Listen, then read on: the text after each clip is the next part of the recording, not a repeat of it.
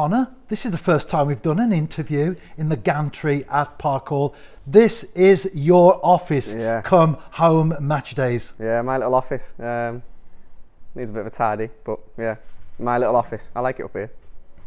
And how are things going overall as far as the video analyst work is concerned? Yeah, it's good. Obviously my first season in football last year, that was a challenge, sort of learning on the job, if you like. I got help from previous manager, Hindley. Sarge helped me a lot as well, to be fair. And it was good. It was nice to win sort of 2 trophies and experience Europe for the first time. Travel to all different grounds. A bit like you, Rev. I like sort of ground hopping a little bit, so it was nice to see all the different sort of locations that we can play football in Wales. And anyone who is at a game and is observant, as soon as the half-time whistle goes, you are heading for the dressing room, top speed, with your laptop in your hand. What's that all about? Yeah, so obviously I code the match live, so my footage from the camera goes into my laptop and I code what I see. It might be something like set pieces or something that we've sort of discussed that we might want to discuss sort of tactically at half time. So I'll run over, speak to the coaching staff if they want to see anything.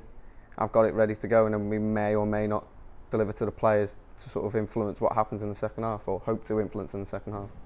And in terms of what you do in your particular role, several years ago even, it wasn't as advanced as it is now in terms of technology. Oh no, analysis in sport, well in analysis in general, whether it's sports or in regular business, it's only getting more advanced with the technology advancements.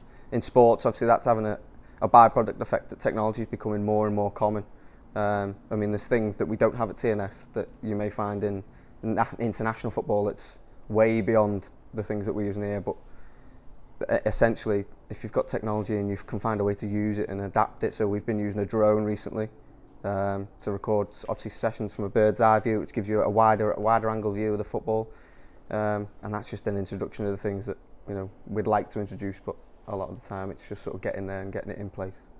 And as well as you work with the New Saints, which of course is very involved and very technical, you've also been doing a course at Cardiff Metropolitan University. Yeah, so finished my second year. I think I got a 76% average, so I'm really happy with that considering I was doing it alongside work. Entering my final year now, bit nervous, but I'm sure once it gets underway I'll settle in and I'll start producing good work again. And obviously when you think about a career in what you're doing, how do you get the balance? How important is the balance between practical experience that you've already had, but also having that qualification as well? Yeah, it's tough. It's probably the toughest thing I struggled with last year, balancing it. So obviously I'd be here in the mornings recording training. A lot of the time it was dashing off home and then learn it, sort of doing my lectures from home or catching up on lectures that I may have missed. That was tough because a lot of it was the self-motivation to know that when I was going home it wasn't time to sit down and watch TV. It was going home to do more work and to sit at a computer for a few hours and really study. It paid off last year. I got, I suppose you could say I got away with it a little bit. This year will be tough. Final year expectations are higher, and my work is expected to be better. So yeah, it's tough, but you've got to have that self-motivation and that self sort of discipline to get it done when it needs to be done. Connor, we wanted to catch up on everything that you're involved with at the New Saints, but there's also a very specific reason we wanted to chat with you today. You're used to the players running around on a almost daily basis as they train. You're going to be doing a little bit of running around yourself shortly. Yeah, so I'm running the London Marathon in October. So right in the middle of my training now, running 6 days a week. And it's funny you say about the players running every day. When I tell them, how far I've run today, usually first thing they say to me in the morning is, how far today? And I tell them and they go, whoa, not for me. But if I went on a football pitch, I'd probably last about 10 minutes. Different kind of fitness, I think. Well, I go for a morning run. I live near a lane and we've got woods and I cover quite a distance, or so I think, until I have a look at your Twitter account and the streets of Whittington, Oswestry, Gobowen and beyond, familiar territory now as far as you're concerned. Yeah, so, just for example, for the next sort of 5 weeks, my mileage is 40, 50, 60, 70, 80, and then it starts coming down. So I peak at around about 82 miles in a week, and then I start bringing it down ready for the marathon. So fingers crossed my legs will be a little bit fresh. At the minute, they're quite tired. Going up any steps are quite hard at the minute, but yeah. So hopefully it'll be all worth it on the day, and I have a good run, and obviously raising money for a good cause as well. Well, we'll come to that in a moment. But what was it that made you want to do the London Marathon in the first place? It happened around about Christmas last year.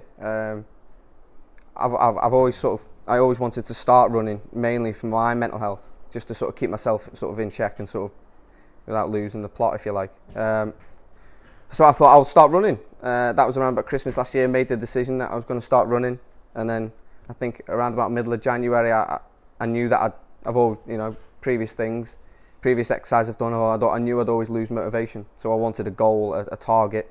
So I tried to get into a marathon in this country, and that was how it transpired. So dual benefits really, because you run for yourself, you get a lot from it, but also you can raise money for a good cause in the process. Asthma and Lung UK. Why did you choose that particular charity? Yeah, I mean, I'm quite fortunate really. I mean, obviously, like I just said, I have suffered with mental health in the past, but I think a main reason was I'm quite fortunate in some ways that I don't suffer with any sort of debilitating health conditions. And when I was looking at sort of charities on the London Marathon website that were looking for runners this year, one just jumped out, and it was asthma. Well, back then it was Asthma UK before they merged with Lung UK. My fiance suffers from asthma. She, chronic asthma, and we've been together 3 years, and I think it's probably about 5 or 6 times that I've either had a phone call or I've been rushing her to hospital herself because she's had an asthma attack that she's not been able to control. And for someone who finds breathing relatively easy and I don't have to think about it, it's quite a shock when you see someone that's unable to breathe without pain, and it's quite sort of, I can't think of the word I'm looking for, sort of like raises your awareness of just how serious a condition like asthma could be, and I'm not aware of any players. I think there may be 1 or 2 players that have got it, but not to the level that some people have it. My fiance has to take a preventer inhaler just to be able to breathe that day without pain, and that doesn't stop her from having an attack. It could still happen, and getting it under control when it happens is quite dangerous. Funnily enough, my fiance's got more running medals than I have. Years ago, she had a patch where she used to do one every month, and she's got loads and loads of medals, and we've got them hung up on our wall at home, and I'm starting to add that collection. The one medal she never managed to get was a marathon. So I'm hoping that by me raising money for asthma, I'm also, benefiting myself with my health and my mental health, and if we can complete our little collection of running medals on the wall, then that's another tick in the box, I guess. Slightly off track, but still very relevant and equally important to the conversation we've had so far. You mentioned mental health. We do live in enlightened times as far as that's concerned. People are much more open now in terms of talking about it. You've said that running helps you to focus, it helps you to clear your head at times. What sort of advice, Connor, would you give to someone perhaps listening to this interview who is maybe struggling a little bit and they do find it hard to share with other people? Talk to someone, anyone you can feel like you can confide in. It's tough, and I've been there.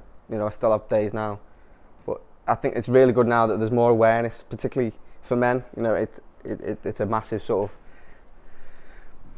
it's a massive problem not just in this country, in the world, of young men and succumbing to mental health, and it's not right. It shouldn't be that. So if anyone is struggling, I was struggling until I decided to confide in my partner, and from there on I've got a lot better. My stepdad helped me a lot with it as well.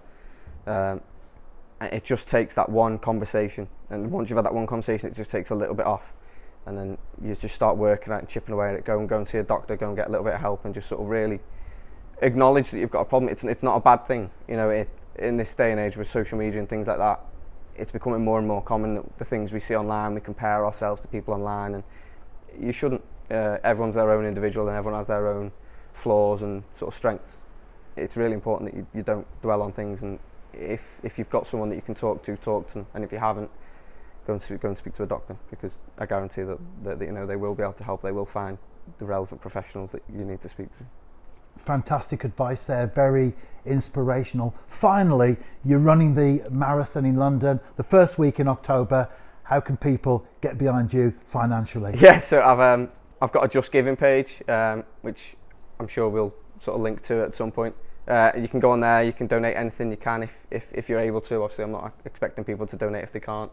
Anything as little as, I think the minimum donation you can give is £5. It all helps. It's I think I remember a statistic that asthma told me that as little as £22 can sort of train a new asthma nurse at a GP office. So, you know, £22 to sort of, you know, put a training package in place where they can answer the phone and, you know, give anyone life-saving advice. I wouldn't know what to do years ago if my fiance had an asthma attack. I had to learn on the job, if you like, the first time.